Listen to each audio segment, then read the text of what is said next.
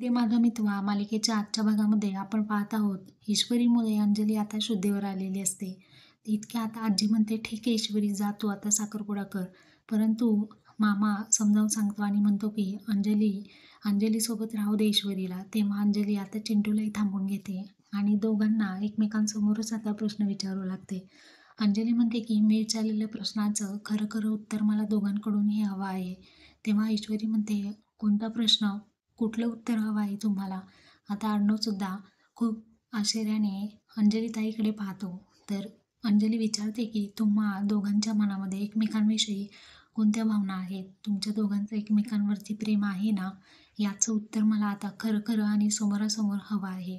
तर याच कारणामुळे अंजली चक्कर येऊन पडलेली होती. तर पाहूयात अर्णव आणि ईश्वरी हे दोघं आता अंजलीला काय उत्तर देतील आणि ईश्वरीचं उत्तर काय असेल.